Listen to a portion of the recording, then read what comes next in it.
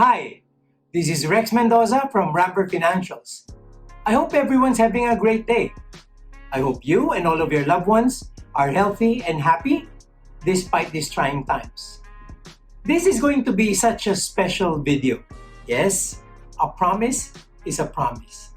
But before I get to share interesting facts and information about this personal collection, let us be very clear about a few things.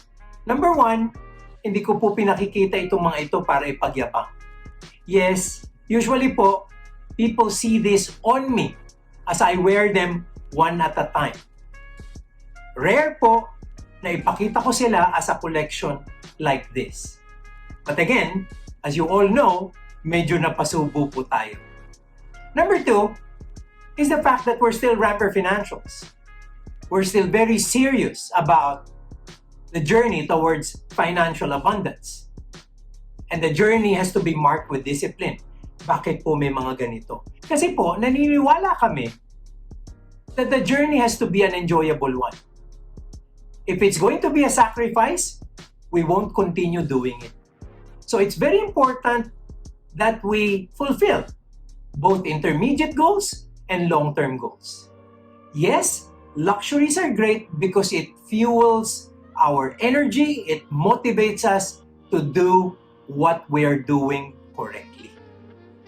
But we have to be very clear, it is not an investment. Yes, this can be stores of value. Tumataas po ang presyo ng mga ito. Pero dahil hindi ko naman sila negosyo at hobby lang, hindi pa rin sila investment.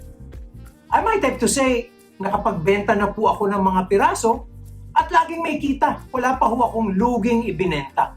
However, it's still not an investment because it is still basically a part of an asset base that I will not be able to bank on to achieve future goals and objectives. Klarong-klaro dapat po yun. So, if you remember our rule about luxuries, urot, huwag dakot. So, all I'm saying is that nag-umpisa ako, hindi naman talaga mamahalin. Talagang fascinated lang ako sa mga relo. Pero syempre po, habang naging successful na tayo at kahit papaano nagkaroon na ng konting portfolio, paunti-unti po, nakabili din ako ng medyo pamahal na mga piraso. But, klarong-klaro po na hindi ako bumibili ng isang bagay na maaring makasira sa aking financial journey. So, please join me as I share with you this personal passion that I hope you will find very, very interesting. So, uumpisahan ko na po. Every collector will have his own way of classifying his collection. So sa akin po, meron din akong personal na pamamaraan kung paano ko kina-classify at pinagsasama-sama ang aking mga relo. Magugulat po kayo, ang inuuna ko syempre, yung tinatawag kong mga priceless pieces. Yes, these are the watches that I will probably not be offering for sale. They'll probably be not too valuable for a lot of people, but they're very, very valuable for me. Ito po yung captured sa box na ito. Very special. This is a Charles Jourdan. O mapapansin nyo, sisipin nyo, si Rex nagcha-Charles Jourdan pa pala, na maliit. Very small face, quartz pa. Importante po yung relo na yan. Ito pong relong ito, regalo ni Ana sa akin nung dalaga at binata pa kami. This is the first watch she has given me And we weren't even married at that time. So it's really for me an absolute signal that she acknowledges my passion for watches, and she wants to give me, at the very least, a piece that I can treasure within my early collection. Ito po, very important, is a Swatch from 1999. Sasabihin na naman po natin, Swatch lang yan, tapos mukhang basic na basic pa. Hindi ba? Pero dun po sa mga nanonood ng video ito, ng mga taga-film asset management dati, very special po ang watch na to. This is the watch we gave everyone for 1999. Meron po kaming challenge nun.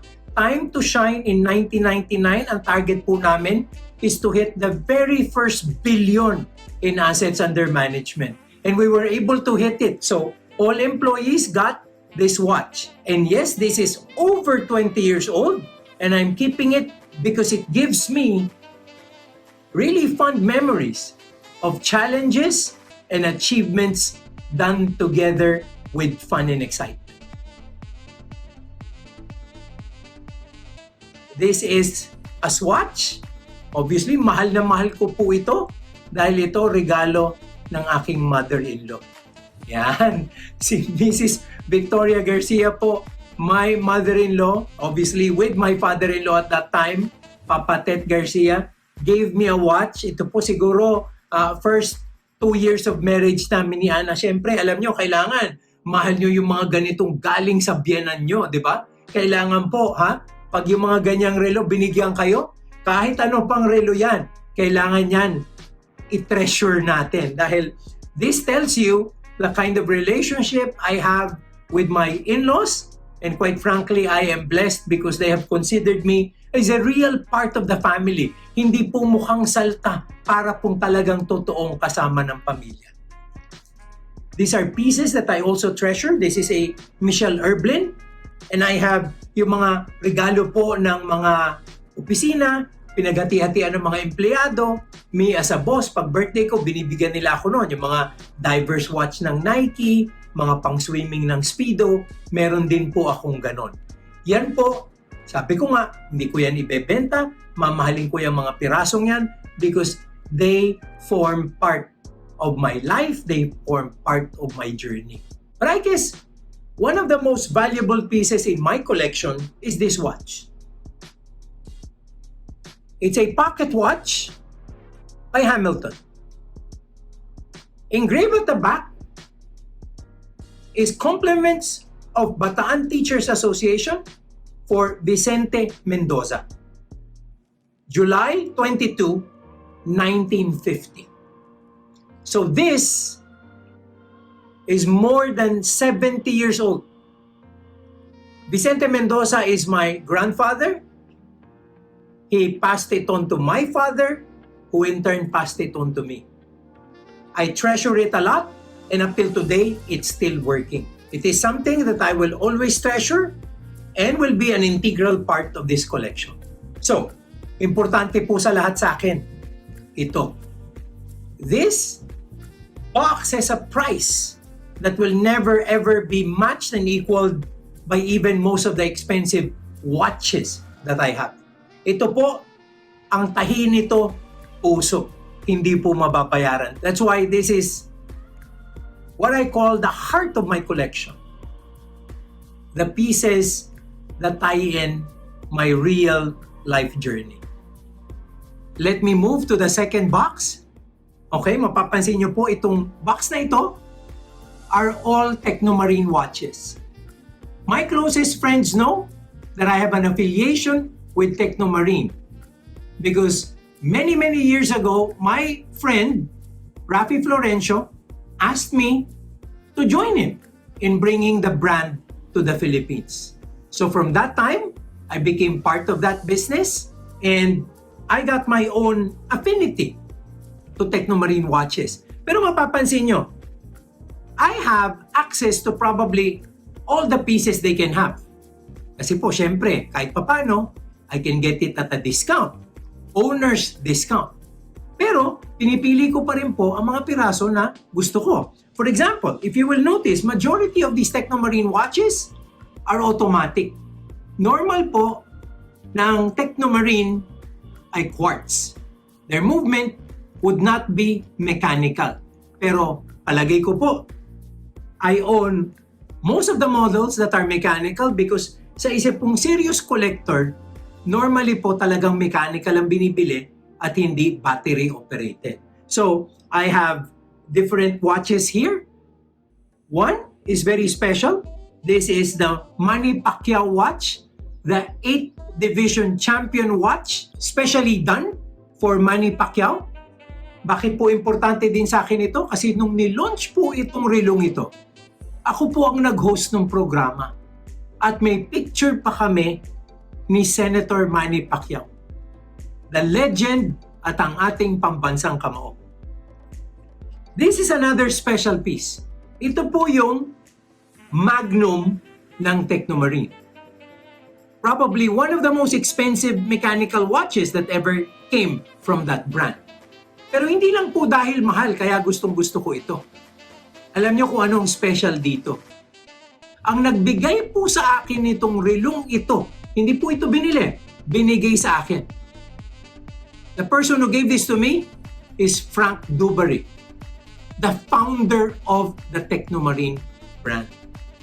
Sino kaya pong makakapagsabi sa atin noon na yung mismong brand ng relo mo binigay sa'yo nung mismong founder nung brand nung relong yon. So that's the reason why I treasure this watch kasi po itong Magnum na ito galing mismo dun sa founder nung brand, si Mr. Frank Dubarry. So that is my TechnoMarine watch collection and I hope you get to support that brand because it's still one of the best that we can get ourselves into. So, let me now move to this third box.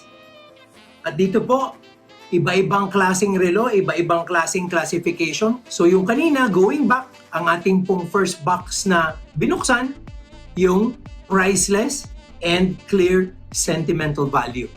Yung second po, functional, sporty, everyday watch na pwedeng gamitin, and an exclusive brand called TechnoMarine. So we move on to this box, which I consider the more serious brands. Dito po, pinaghihiwalay ko yung tinatawag kong jewelry watches and serious mechanical movements. So kung mapapansin po natin, iba't ibang brand siya. Kasi po ako, except for TechnoMarine, hindi po ako masyadong loyal sa brands. You know what I do? I try to buy the signature movement of every brand. So yung pinakatanyag po niyang movement, yun ang binibili ko. So parang gusto ko, I have a piece of everything. So dito po, makikita nyo, umpisahan natin. Siyempre, nung nag-uumpisa tayo, jewelry watches muna. Medyo nandun pa po tayo sa precious metal, nandun pa tayo sa itsura, at nandun pa tayo sa popularity. So siyempre po, pagdating sa ganyan, ang inaasahan natin laging brand, Rolex. Siyempre po, pag nasabing arrive ka na, di ba, siyempre naka-Rolex ka na. Dalawa na lang po ang natitira kong Rolex actually because I have sold part of this. There was a time when I really have a few. Pero nag-unload po tayo para mag-upgrade to the other more serious brands. Now, bakit po dadalawa ang natitirang Rolex ko? Ito pong dalawang Rolex na to, hindi ko na to ibebenta. This is a golden stainless steel combination watch from Rolex, computer dial, and ito po, his and hers kami ni Ana. That's the reason why this is very important. It's the first serious watch that we had, pero his and hers. Ngayon po, nagre-reklamo siya dahil hindi na lagi his and hers. Dahil pagdating po ng mas complicated watches, wala na pong hers. Kasi normally, ang brands for ladies' watches would rather be jewelry rather than mechanical. Now, this is also another special watch. Kaya po itong Rolex na to natira din sa aking collection. Ayan, tingnan nyo po. Mukhang DOM, hindi ba? It's a Rolex President String Dial Dated.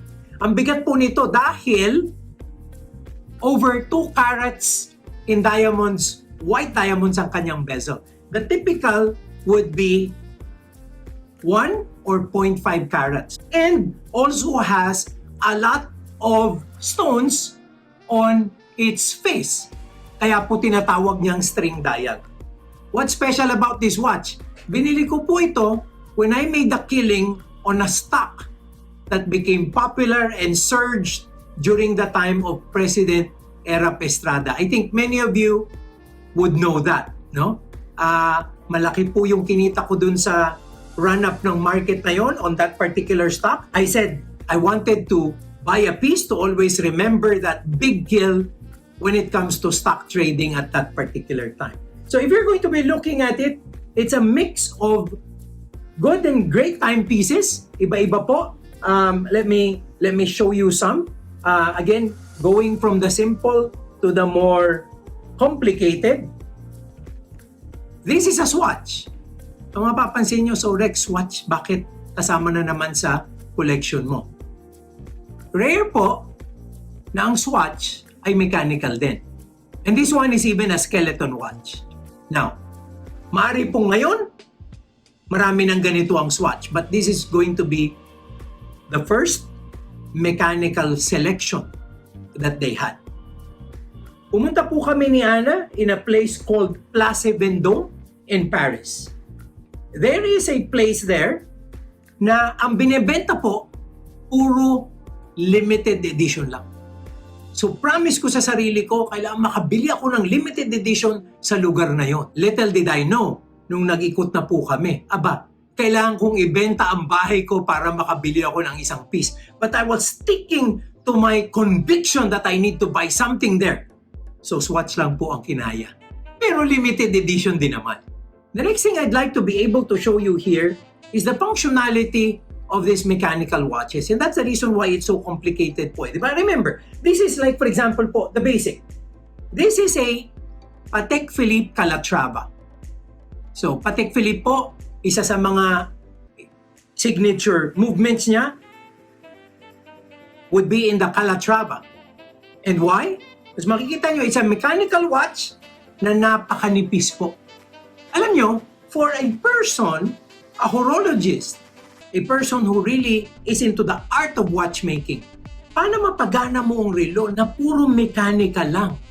Tapos i-store mo sa napakanipis na case, talagang dapat paghusayan mo ang disenyo, dapat paghusayan mo ang technological marvel. And that's the reason why these pieces are what we call works of art. So ito po, because it's a Patek Philippe, it's a ceramic face, at makikita nyo, pati po yung belt buckle niyan, all in white gold. Kaya po surprisingly, hindi alam ng marami, pati po dito, alam nyo, yung bracelet lang nito, mas mahal pa sa relo ng iba. You know, the bracelets of Patek Philippe ranges anywhere from about 14,000 to about 38,000. Bracelet lang po yun. Why? Because the clasp itself is also white gold. Siyempre, kasama na po dyan yung original at kasama na po dyan yung branding ng Patek Philippe. Now, this is a Gerald Genta. Gerald Genta is, again, one of the best Swiss watches around. It's not as popular in the Philippines, but it is great for certain movements that are rare. Ito po, ang tawag dito, Biretro. A watch is already a technological marvel because it's mechanical, it works without batteries. Mapapansin nyo, yung pagkakumpuni ng napakaraming piraso, malaking bagay na. But in a watch like this Biretro, alam nyo po yung technology niya iba kasi hindi po umiikot ng isang buong circular motion yung relo eh. Yung po ang mabigat dito. Dahil yung relo, pag mechanical mo madali, paikot-ikot lang. Ito po iba. Yung kanyang minutes, counter, bumabalik. Hindi po siya umiikot ng buo. So can you just imagine the kind of, ika nga kumbaga sa pinahirap niya yung science ng watchmaking. Kasi hindi siya umiikot ng buo. Kumbaga, gear po dapat simple. Sa kanya, pumapalong papalik. And to have a retro mechanism in a watch is already a marvel. Pero ito po Biretro eh. pati po yung date niya, retrograde also. Ano ibig sabihin ng retrograde? Pumapalong pabalik, hindi po circular. Mas madali po yung motion pag circular. Okay? So, ito po. Share ko din sa inyo. Ito na, when we get to be a little serious, Chronoswiss. Chronoswiss po ito. Hindi naman super high grade na brand. But when I like certain pieces like this, nag-iiba po din yung tema. Dahil pinipili ko talaga yung special nilang releases. This is the 35th anniversary watch for Chronoswiss. This is what they call the flying regulator. Siguro po, kung mapapansin nyo, parang hindi siya regular na relo. It's a flying regulator and the minute hand is outside, pero the hour hand is inside. The great thing about this watch, kasi nga po, anniversary edition, 35th anniversary ng Chronoswiss. Ang ginawa nilang flying regulator will only be 35 pieces. Isipin nyo, 35 piraso ito sa buong mundo. Ang isa, na kay Rex Mendoza. Diba? Kaya po, very special din sa akin ang relong ito. Now, let me share with you yung iba na po dito mga pieces na ginagamit ko when I travel. I think you all know, I travel a lot. I go to different places like yung mga kaibigan natin dyan sa Dubai, dyan sa Middle East, Qatar, yung mga Saudi Arabia, Bahrain, dyan po nakakapunta tayo. So when I go to places like this, even, Japan, the US, other continents, I need to know the time in other places. Di ba po? So, very important sa akin na merong tinatawag na GMT. So at the very least, dual time. Ito po is a very good watch from Panerai. This is a Radiomir alarm. So, can you imagine? Mechanical watch, pero alarm po siya. So, hindi lang siya GMT. I know the time in the Philippines. I know the time where I am. And it's also a mechanical alarm. So, importante din po na on top of being GMT, knowing the time where I am and the time in the Philippines, that it also has an alarm so that it can help me be on time for my appointments and even waking up in the morning. So, ito po takes that a step further. This is the Frank Muller Master Banker. Yung Frank Muller Master Banker po, 3 relo niyan. Yung isa, which is the big one, tapos meron sa taas at meron sa baba. What does that mean? With this watch, I know 3 time zones. So, when I'm in the Philippines, I know the time in San Francisco, I know the time in Dubai.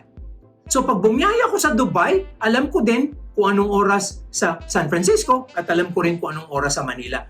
This is very important for international travelers and business people because we get to talk to people, we get to shoot emails. Minsan po, pag wala sa oras, di ba, nasisira tayo in our interaction with partners, with friends, with principals. So it's very important that we also have watches like this that can tell 3 time zones. Ito po is something like that from Blancpain. Blancpain po ito, dual time zone din, but on top of this, it has a day and night indicator. So para hindi po tayo malito if that's day or night wherever we are specifically in. And this is probably very important for night owls, very important for people who'd like to know different time zones at any given situation. Now, this is where the mechanism really gets to be too serious. This is an IWC Da Vinci. Okay? So, ano po ang special dito? In fact, the advertising for this watch says, this is your gift for your great-great-great-great-great-grandson's 100th birthday. Nakakatuwa po, hindi ba? Bakit? Mechanical watch po siya. Pero if I'm going to show you, meron po siyang day, meron siyang date. Madali yun for many watches, day and date. Pero ang kakaiba po dito, meron siyang month and meron siyang year. So alam mo kung anong buwan at alam mo kung anong taon. Wow! For a mechanical watch, hindi po ito computer run. Mechanical ito. And let me tell you how complicated this watch is. There is one gear in this watch that goes around within 400 years. Nakakabuo po siya ng rotation sa loob in 400 years. And why is that gear very important? Because this watch knows leap years. Di ba po, ang mechanical watch natin, date lang. Pero pag Pebrero, kahit nga regular month lang dadaan siya ng 31, i-adjust mo para magpunta sa 1. Kung yung buwan, walang 31. E di lalo na pag leap year. Pag 28, di ba, dapat tumalon siya sa 1 at kung leap year, dapat meron siyang 29. This watch does that. Alam niya kung ano ang leap year at alam niya kung ano ang regular year. Alam niya ang buwan na 30 days lang. Alam niya ang buwan na 31 days. So you don't have to adjust it when you move from month to month. How is that? Hindi ba? Ang bigat po, no? So, this, sabi ka na, ganun, but great-grandson's 100th birthday. Kasi po alam nyo, in 500 years, you will have to bring this watch to an IWC Shaffhausen shop to be able to change one gear there, because in 500 years, there will be a year that will not be a leap year. Can you imagine? Doon lang po kailangan i-service yung relo. Kasi may papalitan silang gear dahil yung taon in 500 years na yon, dapat leap year, hindi leap year. Abay, siguro naman po in 500 years, medyo wala na tayong lahat. And hopefully itong relong to, nandun pa din. So, this is the second box, and this is where it starts from the jewelry pieces to the functional mechanical pieces to somehow the complicated pieces. I hope you don't mind that we get to stop this video with this box. Alam niyo po kasi I will need time for this next one.